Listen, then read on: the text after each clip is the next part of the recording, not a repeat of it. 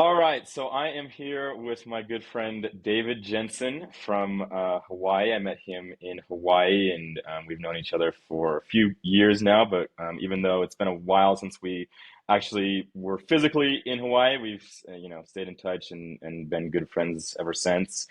And I've been watching kind of what he's been doing out there. He's been busy with all kinds of stuff. So David is a musician, a life coach, an author, kind of a world traveler, all sorts of different things. So welcome on the podcast, David. Thank you, Matthew. Good to be here. Good to see you. Yeah. Yeah, so do you want to, was that a good introduction or do you want to add anything to that? Oh yeah, that sounds great. Yeah. Yeah, I've worn a lot of different hats, and Yeah. I'm gonna try on new hats from time to time. Nice. Yeah. So, yeah, the reason I have you on the show here, I don't even know what the name of the show is yet. It's just kind of a free flow thing. But the reason I have you on is because your life story is fairly unique and interesting to me. Um, and so I kind of just want to hear about, a little bit of your history and things like that. And then we can see where the conversation goes from there. But remind me how old you are right now? 45. You're Be 46 45. pretty Okay. soon. So, So here. okay, cool. So, the way I understand it, you were kind of just started out on a very traditional path as a business consultant, right? And tell me a little bit about how long that was and what was kind of that like. Sure, let's go even prior to that. So, Okay. can we back up a little bit before that? So I grew up in mostly on the East Coast, Georgia, Maryland, DC area. And I grew up in the Mormon church. So I kind of had a conservative upbringing. I went to BYU for college. I was a Mormon missionary in Texas. Learned Vietnamese on my mission. And then when I graduated from BYU, I ended up going to Vietnam after college. And I lived in Vietnam for about 8 or 9 years. And so while I was over there, I started off doing like nonprofit work, and then I got into manufacturing, and then I got into consulting, like freelance consulting for local businesses, and ended up deciding to come back to the States to get an MBA. So came back to the States in 2012, got an MBA, went to work for a big consulting company, did that for 5 years, and pretty much from the start of that 5 year stint, it was just like, oh wait, this is not what I was expecting. Um, Without going into too much detail, just saw some of the limitations. I'll just say limitations of corporate America, and specifically the main limitations that I saw was like everybody was just trying to get their own. And Mm. one of the partners, I was initially working in Chicago, and I overheard a conversation. One of the partners was talking to somebody who was like at my level, so I was like a senior consultant entering in, and he said to her like, "Oh, I know this isn't making the world a better place. It just makes my life better," because he was very successful and very wealthy. And I saw a lot of partners had that attitude. They were just trying to pad their retirement, and I kept getting into hot water for rocking the boat on things that I felt like were important. So, for example, like one time we were selling a solution to the customer that wasn't quite completed, and so I raised the issue in turn. It's like, wait, we can't sell this yet, or we got to tell the customer there's a problem with this, and I got into trouble for that kind of thing. So I kept rocking the boat for things that I thought were like the right thing, and so then I shifted from private sector consulting to public sector consulting and doing work for federal government agencies.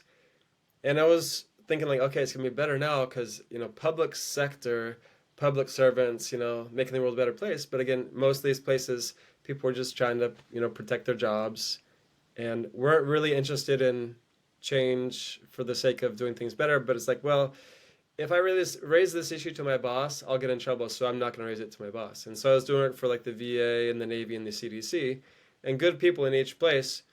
But it was also clear that the goal wasn't really to do things more efficiently. It's like, hey, I've got a job here for life. I'm set, so I don't want to rock the boat. So don't tell me to rock the Hmm. boat. I just need to have a report to show to my superiors to say that I'm doing something. So yeah, I felt disillusioned time and time again, just seeing like the inner workings of corporate America and government.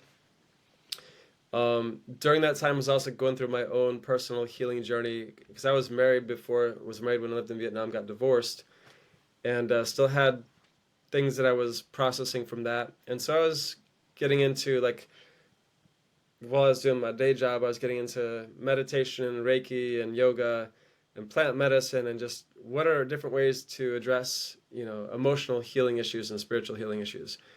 And somewhere in the journey, I encountered ayahuasca and other plant medicines.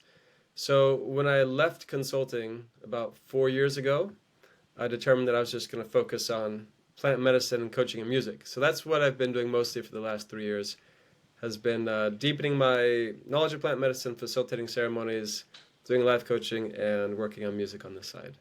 So at the time of recording this, it's 2023. What year, I mean, did you first start kind of getting into meditation, plant medicine, those types of things, would you say? Let's see, I first started looking into like, I'd say different healing modalities probably around 2000, 2013, 2014 was when I started. I mean, honestly, it was earlier. I would say my first kind of foray into like breaking the mold of my old way of thinking would have been 2008, give or take, went to something called the Landmark Forum and started reading Eckhart Tolle. And so I had some exposure to just like ideas that kind of blew my previous framework of beliefs wide open. Hmm. Um, but for a few years, it was just like, okay, kind of gently exploring the world of mindfulness, a little bit of reading here and there. But it wasn't until like 2013, after I got divorced, that it was like, okay, well, I have some emotional issues that I need to figure out how to work through, that I got deeper into it. And plant medicine, my first exposure to plant medicine would have been 20, 2016. No, I'd had exposure to cannabis a couple times before that, but like ayahuasca first time was 2016. Wow. And so it sounds like, 2016 with those first kind of experiences there was really important in your transition out of the corporate world. Am I right in saying that it kind of forced you to sort of reconcile your own life with how you wanted to live?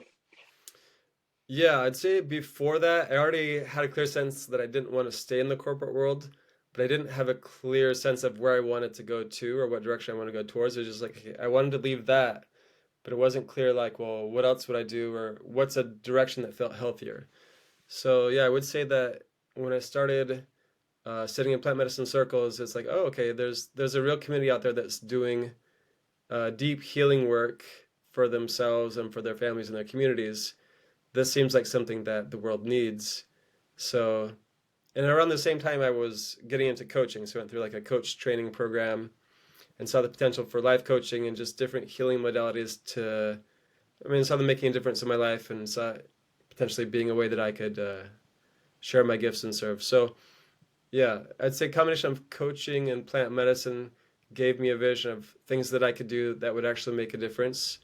Um, and I think it makes a lot of sense because if we look at the like great teachers or great leaders, whether it's Jesus or Buddha or Gandhi, change really comes like one relationship at a time and one conversation at a time. And sure, there can be things that happen on a mass level, but if we're talking about like deep, fundamental, spiritual, emotional change and transformation, it really happens like one connection, one conversation, one relationship at a time. And Mhm. so, working with plant medicine and doing coaching work allows you to have like transformational interactions with other people.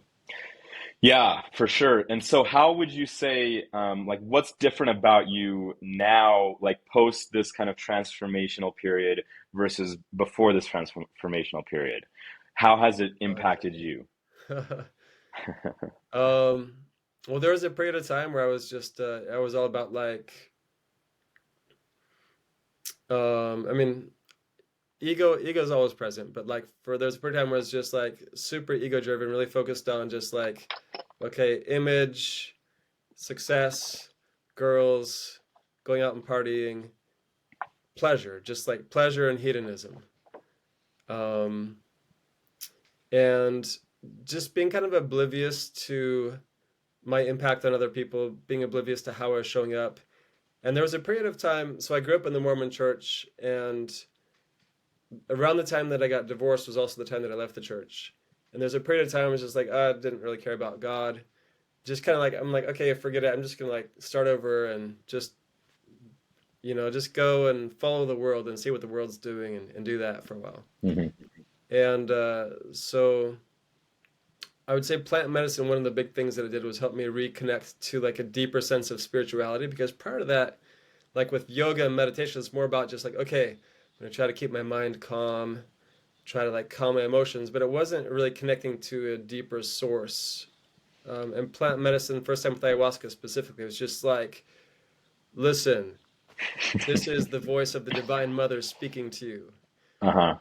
Wake up, son. Yeah, so was that first ayahuasca experience really a profound one? Yeah, for sure. Yeah. Yeah. I mean, would you be able to describe kind of what it felt like for you and what that experience was like? Yeah,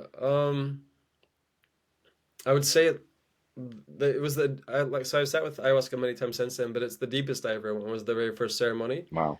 Um, I went to a space where I was totally like was totally in a different world. It's like the ceremony no longer existed. I was somewhere else in the Hmm. cosmos. Hmm. And the closest thing that I can describe it to that, viewers might understand would be if anybody's seen the movie Avatar, Okay. there's a couple scenes in the movie where they take people to the mother tree and they have them basically lie at the root of the mother tree, and then they're embraced by the mother tree who helps them transition from like an old body which is dying into a new body. Hmm. um, and I mean my experience was, I would say it was like it was more vivid than that, and there's a lot more to it, but it like just the feeling of being embraced and like wrapped up by the great mother in some type of like embrace where she was holding me and showing me everything at the same time. Hmm. Um, Beyond words, beyond descriptions, but just kind of like an understanding of who she is, the connection, the feeling of that connection with the Divine Mother, and a feeling of connection of all of life in this interconnected web. And so, like a felt sense, but also like being able to like see the interconnectedness of all things. Um, Hard to describe, but it was like, yeah, So I imagine that, I mean, because I have also had some of the experiences, but I imagine that during that ceremony, what you described is so profound that something like, the VA consulting is just kind of ridiculous in comparison, right? yeah. I mean, after I started having those experiences with plant medicine, going to the day job, it's like, why am I doing this? What Hmm. what what are we Yeah. accomplishing here? Yeah. And Yeah. and I mean, after that, I started to speak up more at work about things that didn't make sense, and started to get into more trouble for speaking up. Uh-huh. But I got to the Yeah. point where it was like, oh, well, I'll say it because it has to be said, and just see what happens. And so, Yeah. yeah, Yeah, no, I imagine it's very hard to reconcile, almost, I don't know about the opposite worlds, but like, on the one hand doing ayahuasca ceremonies and then going into like the VA with mountains of paperwork and just craziness. And so this is a very common experience where people will take plant medicine and leave their government jobs or, do these different types of profound life changes. But then a lot of times, people don't know what's on the other side of that. And so you mentioned that you were exploring life coaching and various other things at that time. And so how were you able to make that jump or leap of faith, or what was that like for you? oh, okay, good question. Well, initially, like, so while I studied consulting, I had like a friend who just started referring people to me for like coaching sessions and one-on-one work with plant medicine. So just started doing a little bit of work with individuals, and then just word of mouth referrals.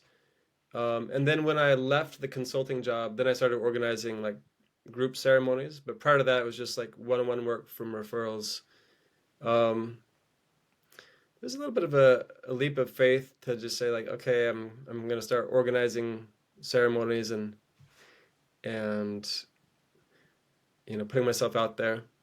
I had a coach actually at the time who helped me to like take some of those steps. It's like, well, what do you want to create? What do you want to do? Okay, what would the steps be to do that? What's holding you back? And just somebody to give me a little bit of a nudge and a little bit of accountability, help me to take some of those first steps in organizing ceremonies and retreats and that kind of thing. That's cool. And so, as a coach now, is this an area where you coach people in or have coached people in, is like sort of psychedelic integration? Yes, I've done some of that. Most of my work with coaching has been just around relationship type stuff. So people healing trauma from past relationship stuff or healing Hmm. relationship with their parents or their spouse. And then some integration coaching as well. Yeah. Yeah, because I'm still curious, like maybe what advice you would have, because it did work out for you. I've heard of other stories where, people make very big life changes, a lot of times with their career and things like this, and it does work out almost kind of like the path just unfolds in front of them. But for other people, it's not as easy. And so, do you have advice to those types of people? I would say, I mean, with anything that you're doing, it's just like make sure that you can that you're passionate enough about it and you're good enough at it, you can do it for a long time. Um, it's easy to be like, oh, this is fun and do something on a whim, but I mean, I'd say whether it's plant medicine or coaching, anything that you pursue, there's going to be sacrifices. There'll be things that are difficult, and so it's not just are you attracted to the part of this job that's like flashy and sexy and cool? That's great, but like, what about the what about the part of it that's not fun? So, for Hmm. example, oh hey, grandma. Okay. So with like with ayahuasca, um, you know, cleaning out the buckets and cleaning out the toilets afterwards, Hmm. or just if somebody's having a complete breakdown in a ceremony, like it's are you ready to hold somebody when they're going through like crisis in a ceremony or after a ceremony or whatever. So I'd say especially with plant medicine because you're basically saying to people, it's like, okay, bring your emotional baggage here, and together with plant medicine, we're going to clear some stuff out. It's like, well, then you have to be willing to help people sort through their baggage. It's not just like, oh, drink the medicine and sing songs. I mean, sometimes the ceremonies are beautiful, but I've also, in ceremonies that I've facilitated, seen people go through some really hard stuff. In ceremonies that I've just been a participant, I've seen some crazy stuff. Hmm. So, yeah, there's same thing with like relationships. It's like you can see somebody and think they're very attractive. It's like, okay, do you love this person enough that you would want to be with them on their worst day? Do you love this person enough that you would want them to be with you on your worst day? And I think with a career, with any type of major life decision, it's like, okay, you see the flashy, beautiful side of it, but are you willing to clean the toilets? Are you willing to be with this at its ugliest, at its most difficult, at its most nitty gritty, day in, day out kind of stuff? Hmm. Yeah, and so, I mean, most people don't want to clean the toilets. So what do you say to somebody who, like what's your process of working with somebody in that situation? Well, most of my coaching has not been about career change. Most of the people that I've been coaching with, it's just been more about relationship stuff and just Okay. like healthy routines and building a meditation practice. So I haven't yet, let's see. No, I haven't really coached anybody through major career transitions, so I can't speak to that. Well, I mean, you can also maybe kind of relate it to relationships because you mentioned like, can you be with somebody on their worst day? And Oh so, yeah. yeah, I mean, how often do you see it? Like, you know, what percentage of I don't know about percentages, but like how many couples do you see that are actually happy together and can be together on those worst days, and how often do you see it where they can't? Hmm. I'd say one challenge that most people or couples face is just this thought that like, oh, it's his fault or it's her fault. And that's where relationships tend to break down is well, we would be doing better if he would just change this, or if he would just stop doing that, or we'd be better if she would just stop doing that. Um, and in any relationship where one or both people are not willing to at least, I mean, like ideally, is I say, like, okay, I'm 100% responsible for my emotions and my own experience. I can't blame any of it on her or on this other person. Um, but at the very least, for a relationship to be successful, somebody has to say, like, okay, I am primarily responsible for my emotions, and it's not that thing that he does that's annoying. It's not that thing that he said.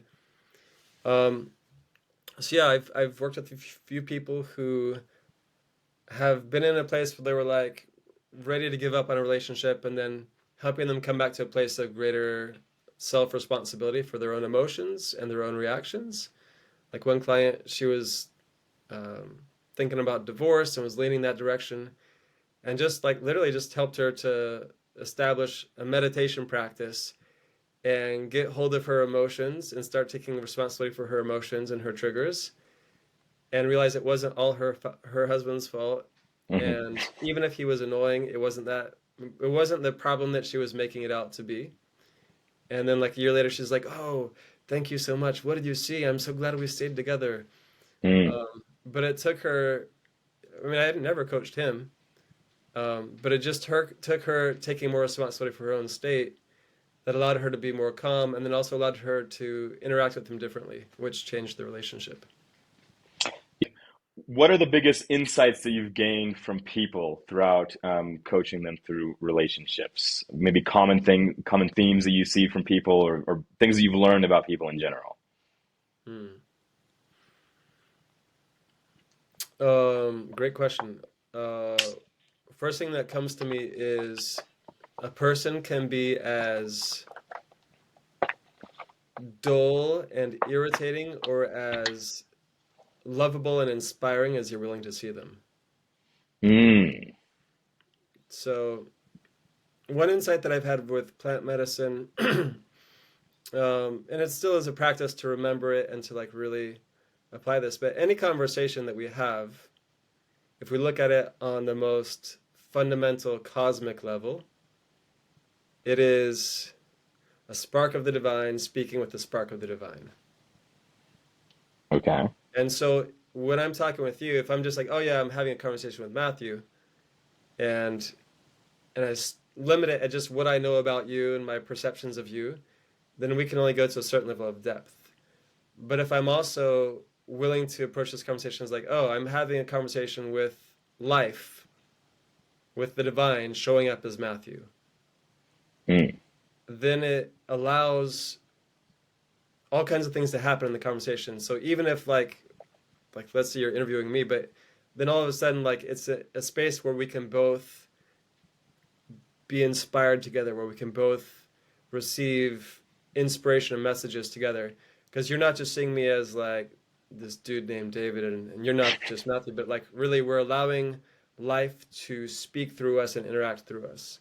And so Hmm. seeing, if we think of like the word namaste, like the divine in me sees the divine in you, that's available in any moment if we're willing to drop into that space. I really like that. Yeah.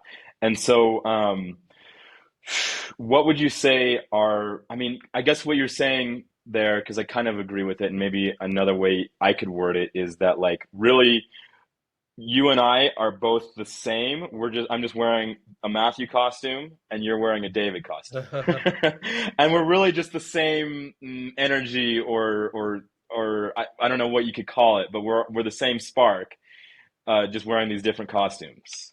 And so, really, I'm sure with your coaching, you've seen that a lot of people, or your coaching and your ceremonies, you've seen that a lot of people are running into the same insecurities that they all hold, but they think it's just, oh, it's just me. Like, oh, it's just me that has this kind of self doubt or type of issue there. And I don't really realize that really everybody else in the world has the same sort of insecurity, self doubt, Hmm. problem, sadness, regret, whatever thing like that. Does that make sense to you? Yeah, you just said a few points that I'll are quite like important. But to unpack a little bit, so there's a paradox where like two things that appear to be in opposition are true. So like there's a sameness that exists between people.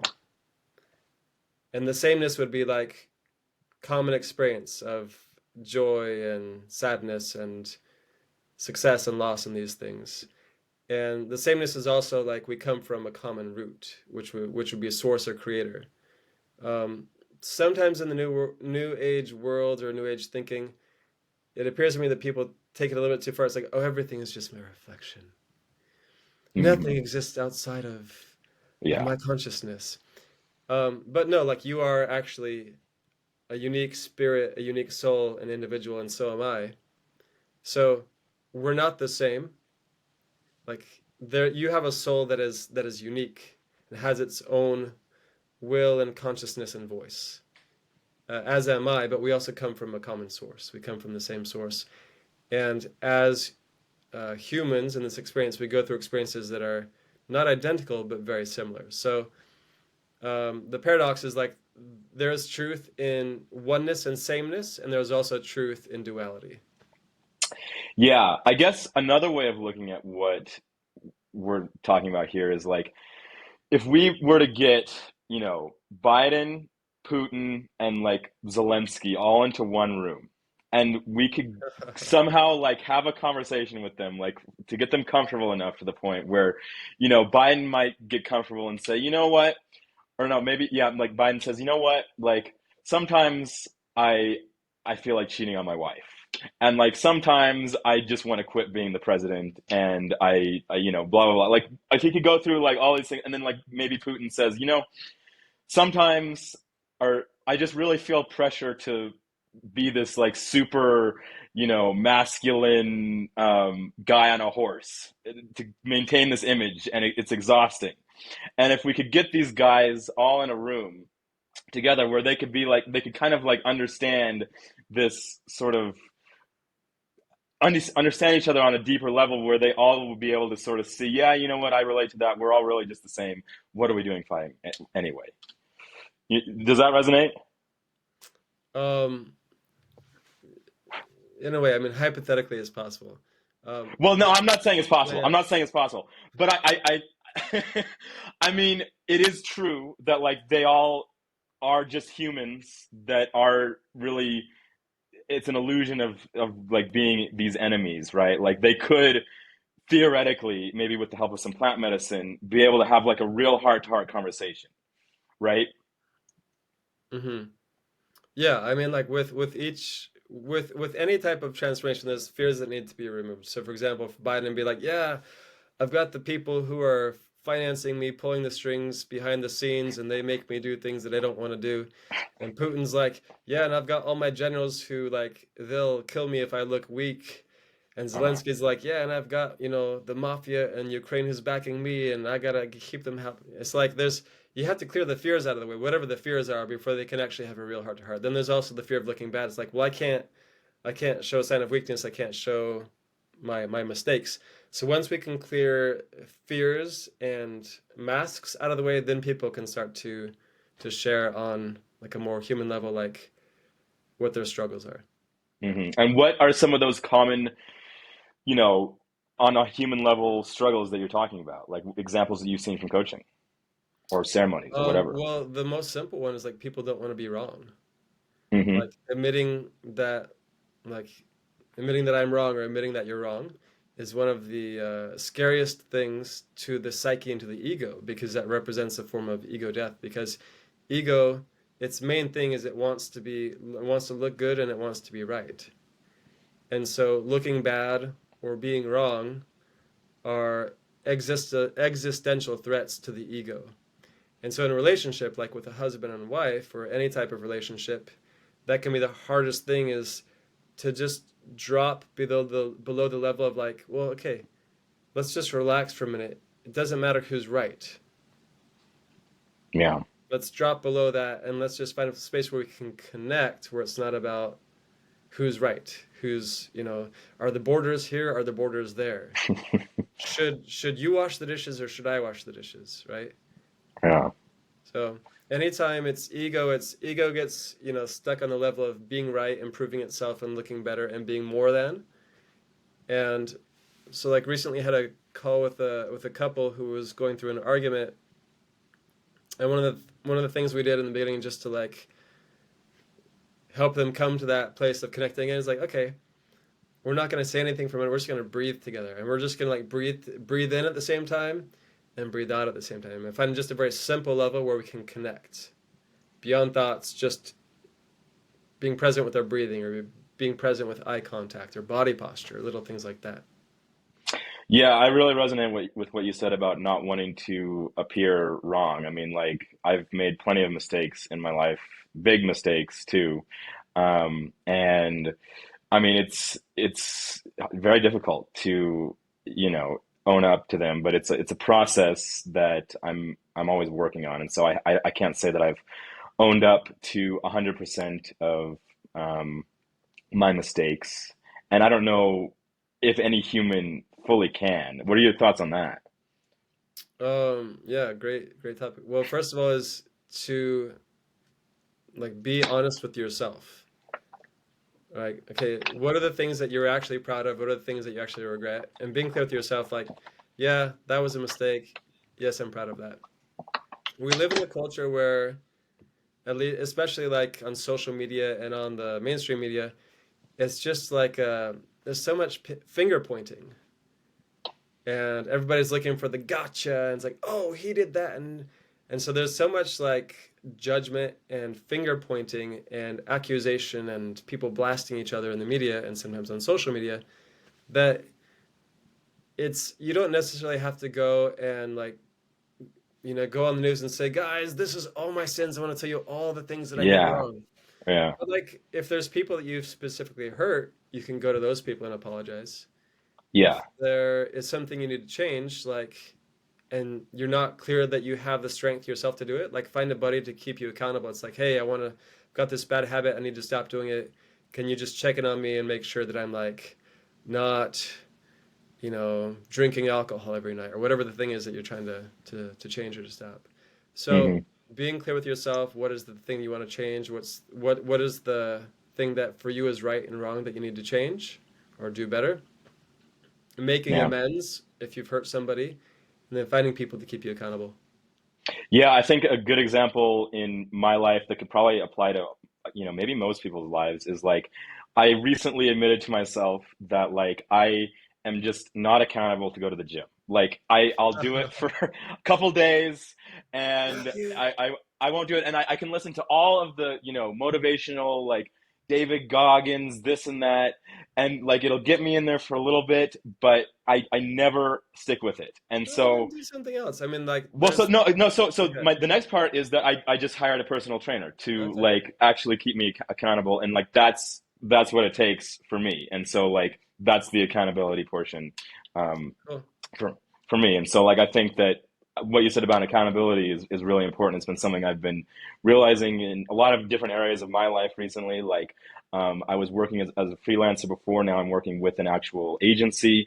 That's been a lot better for me because I'm actually accountable to a team. Same thing with the gym. Being accountable to a trainer, and so part of that is just like yeah, like really admitting to myself, okay, I'm a lazy ass and I that's just me. I'm a lazy ass. I'm not going to go to the gym on my own. That sucks. I admit it. Boom. That's a big step. But then once you do it, like I don't know, the accountability portion has worked for me. So, Cool, awesome. is that a big part of what you do in coaching? Yeah, I mean, like, typically I'll give people a homework assignment. Hmm. And then like next time we talk, we're like, okay, how did it go? Did you do it? What was the Hmm. effect? So yeah, giving people baby steps or big steps, whatever, and then just follow up. Yeah, accountability is a big thing in Hmm. any area of life, for sure. Yeah, I agree. Okay, so there's a few different things that I also want to talk to you about. You've traveled a lot, you've written a book, you do music, and so at this stage in your life, actually, that book was kind of more recent, like just about a year ago, I think, right? Mhm. And so it sounds like that the book is called Curing Depression Without Medication. Well, it's Beating Depression Today, and then like a step-by-step guide for overcoming depression or other things without meds. Yeah. Uh-huh. And so, what are some of the key insights from that book? Hmm. Um, I'm probably going at this not in the order that it is in the book, but I would like, based on my experience, personal experience, and then just like work I've done since then, the book walks through different things like acceptance and forgiveness and mindfulness and meditation and different practices. But I would say if we want to look at the root of most mental illnesses, it comes to down to disconnection, for lack of a better word. So if in your life you have a place where there's a serious or severe disconnection, some type of disconnection from, if you had a breakup with your girlfriend, that's a form of a disconnection, or conflict with your parents, or some trauma from the past that has you distant from your family, or somehow you're on the out with your group of friends, or you just don't feel that there's a place for you in this community or in society. Disconnection is what leads to many of the mental illnesses that we see in terms of depression and anxiety and all kinds of things, right? And so one of the keys for better spiritual, emotional, mental health is finding where connection has been damaged and working on repairing that connection. And a lot of times that can happen initially without even like a conversation. So it can be something as simple as like if there's somebody that you have a difficult relationship with, or if you have anger towards your mother or father, or somebody that you were mean to and you feel bad about it, but you never made up with them. It can be as simple as like meditating on that person, on what happened, and just like allowing the emotions to come back and like really being with the emotions of sadness or anger or regret or loss, writing a letter. Um, so there are things that can be done just like as a solo practice to kind of like prepare the mind and the spirit. And then there's also things that can be done in actual conversation with the person. Um, but yeah, I would say like connection is, if we were to like look at one of the keys, it's like, where are you disconnected? Where are you disconnected from nature? Where are you disconnected from people? Where are you disconnected from your family? We repair and strengthen those connections, and then you will find that you're feeling better. You're feeling a sense of belonging, a sense of security, a sense of safety, a sense of strength. Gabor Mate, he's talked a lot about this in a slightly different sense, but the way he puts it, he says like mental illness in society, we treat it as an individual problem. It's like, oh yeah, this person has this disorder and that person has that disorder, that person's depressed, that person's schizophrenic, that person has OCD, blah blah blah blah blah blah, and we're treating it as like, oh, that's a defective member of society or a defective member of the family. But the way that he describes it, he's like, no, those are people just exhibiting symptoms of an unhealthy system. Um, so that's kind of like the second level of healing that we could look at would be, so disconnection is one, but sometimes we disconnect because like they're like my parents had things about them that like kind of, yeah, kind of like fucked me up a little bit. They did their best, but so part of the healing process for me has been like, okay, forgiving them, but then also like figuring out, well, how do I need to change the way that I communicate with my parents? Where do I need to set boundaries? Where do we need to change the dynamics of this group of people, of this relationship? So connection is one, but then it's not just like, for example, if you had an alcoholic father or an abusive father, you wouldn't want to just be like, "Hey, Dad, let's hang out." Oh, you're drinking again? Okay, well, cool, man. Way to go, right? You'd want to say like, "Hey, Dad, let's have dinner tonight, but no alcohol." Like, it could be, that's an example of like connection, but also with a change in the dynamics or a change in the boundaries.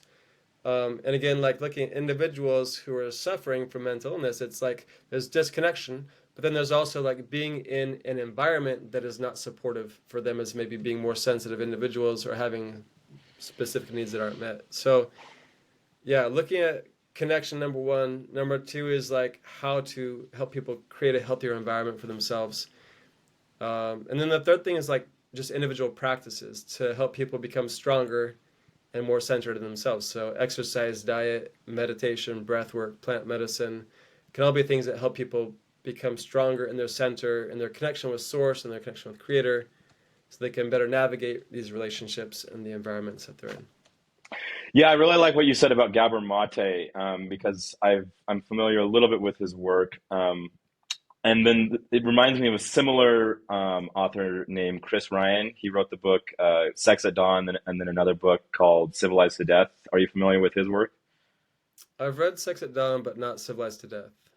Is Yeah, that a newer one? so yeah, it's a newer one. And so one of the biggest themes from his, especially his latest book, but kind of in both of his books, is that um, like you are not sick, it's society that's sick. Or like I'm also reminded of the quote like it's no measure of good health to be well adjusted to a sick society.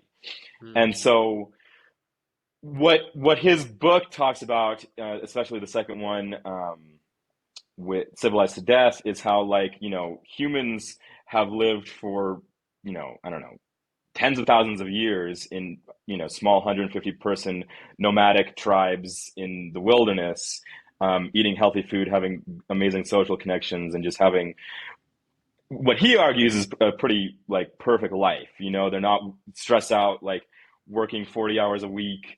Yeah, um, they don't have to you know pay rent and they don't water have and taxes, rent, electricity exactly. and Yeah, taxes. yeah. And so like I think it's a very interesting idea because we look in our society, at people who are having what we call mental health issues, and we think that they are sick. Like the best concrete example I can think of is like, oh, your kid isn't is in math class, or he's in first grade for 8 hours a day, and he's like restless and wants to go play outside, so he can't focus on his assignment sitting there at the desk all day. So then what do? We give him amphetamines. He has to go to the psychiatrist. He's diagnosed with ADHD. He has a disorder, and he gets on amphetamines. And I'm not a doctor, okay? I'm not the expert in any of this. But what I do know is that humans have, like I said, evolved. I mean, humans evolved for tens of thousands of years playing outside and not sitting at a desk doing math problems all day.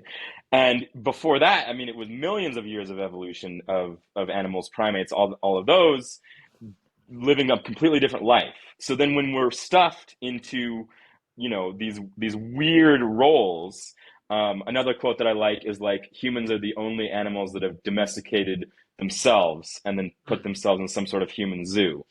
And mm. so yeah, I mean the point is yeah, we don't have like disorders necessarily. It's just kind of people adapting to a way of life that we're not really evolved for. And so it sounds like you're kind of taking that into account with what you're saying, and kind of offering solutions to best sort of adapt our biology Yeah, in I mean, if we're to modern like look at times. this on a bigger scale, like the real cure, if you want to call it that, for mental illness is like just a total, pretty widespread change of society. So just some substantial changes to how we approach education, work, community, and diet would be four really big things, right?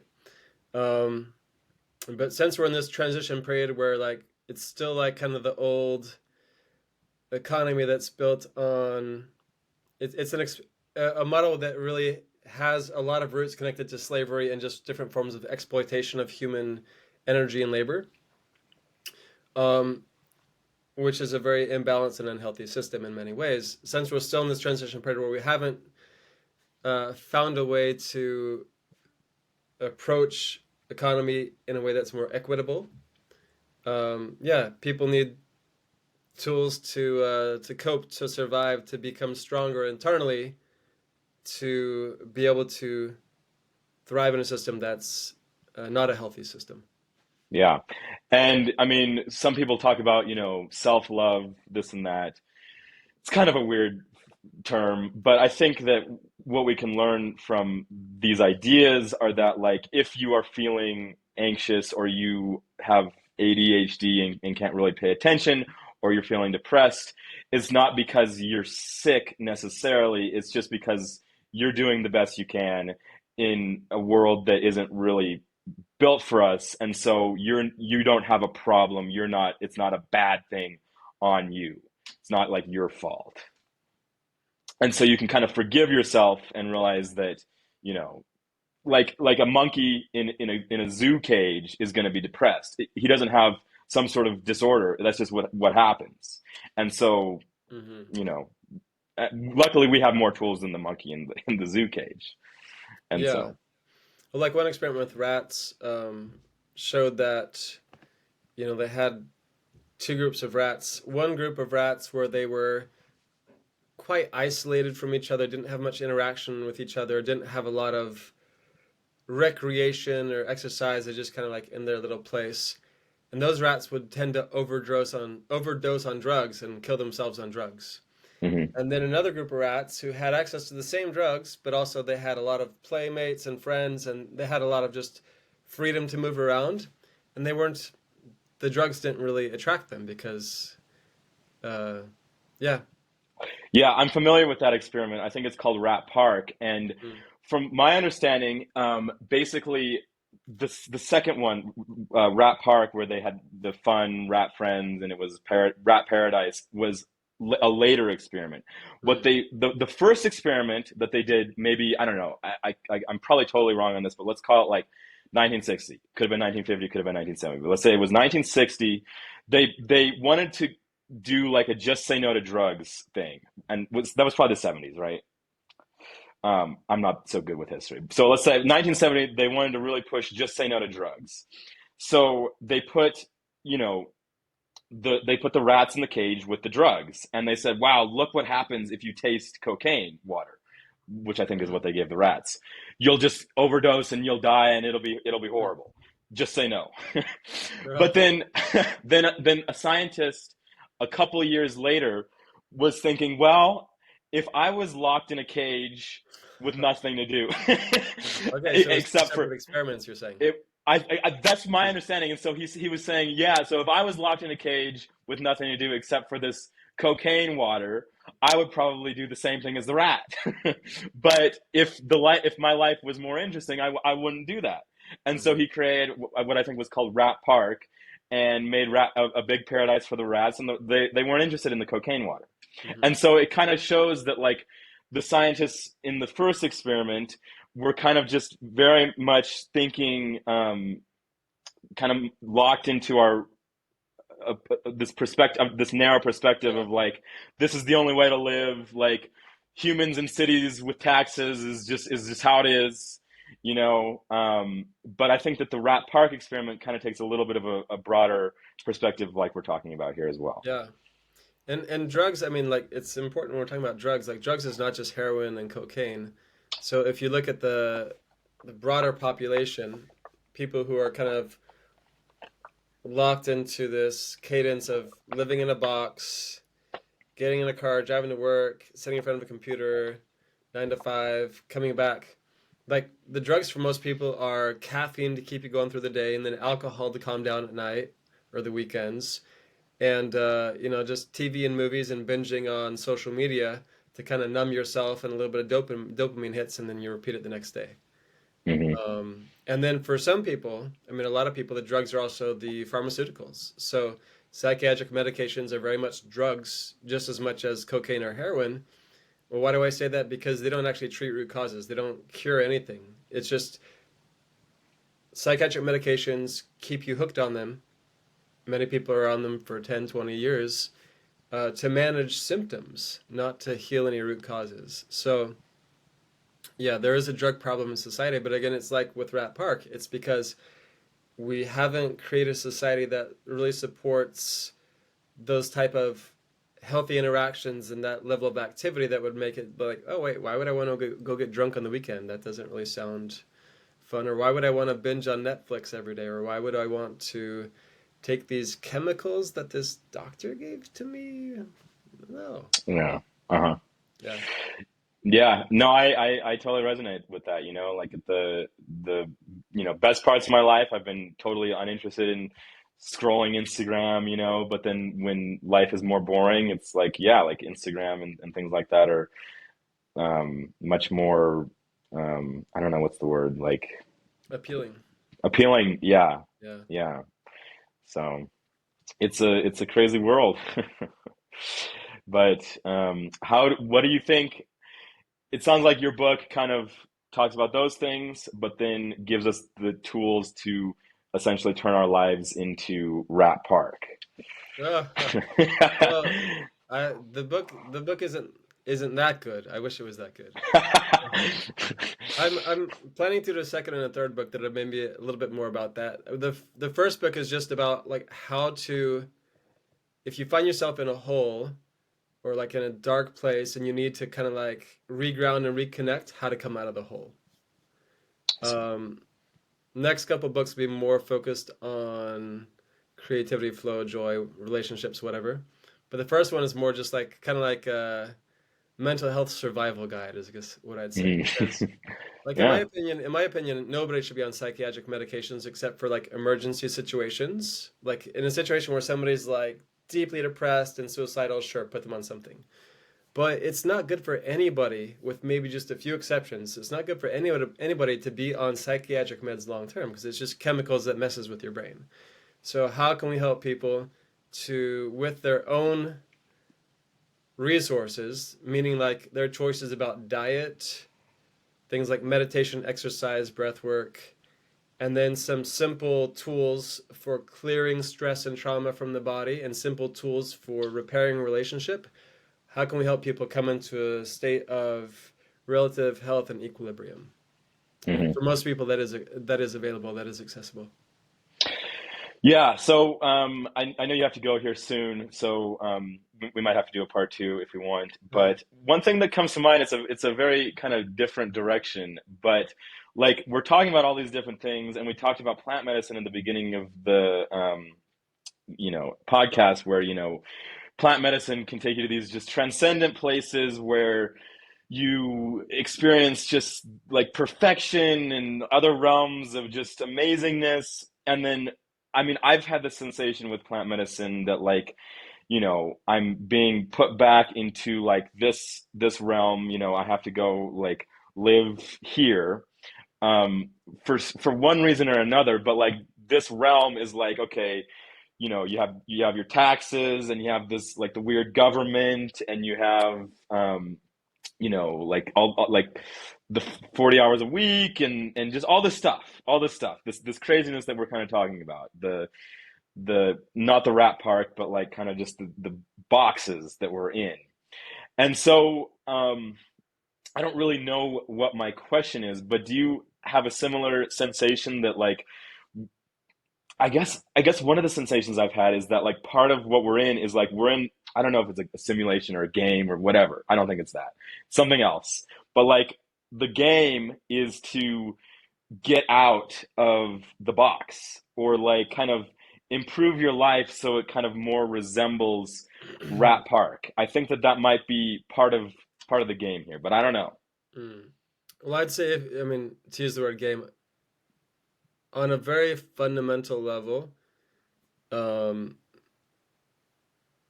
humans, I mean, we could say that everything comes from creator, trees and flowers and birds and worms and monkeys. But humans have the unique gift of being self-aware and able to communicate with language and able to like really imagine and plan and change our environment and choose our experiences. Um, and so I'd say the game on a fundamental level for humans is like, as the offspring of creator, it's like what type of world do we want to create individually and collectively? That's the game.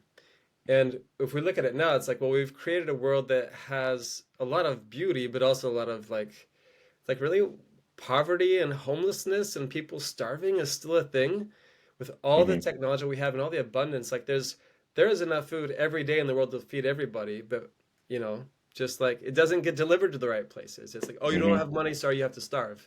Like, what the fuck? Hmm. Right? So we've Yeah. created a game collectively as humanity that's like not a very good game. Like there's a lot of things that are good, but it's like we could create a game that's so much better as creators, as co-creators. It's like, well, why not create, again, starting with yourself, harmonious relationships, healthy lifestyle, exercise, eating, mindfulness. But then on a broader level, it's like, well, why can't we create a world where there's not war? Why can't we create a world where there's not poverty and people going hungry? And so yeah, it's like you are, and Jesus even said this. He said like ye are gods, meaning that we are the offspring of Creator.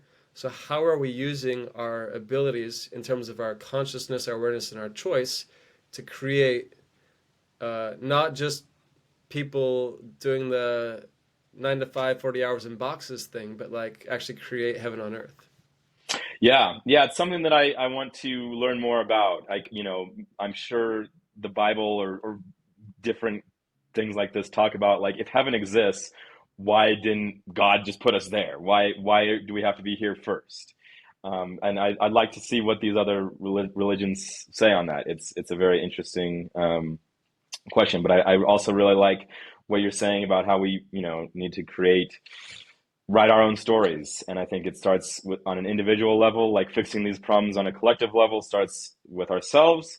And I'm a big advocate that I think that psychedelics are one of the biggest catalysts for that change. And I'm sure you might agree with that as well. Hmm. Yeah. So psychedelics, mindfulness, your book, remind me the name of it. Love God, love people, love the Yeah. earth. What was your book called?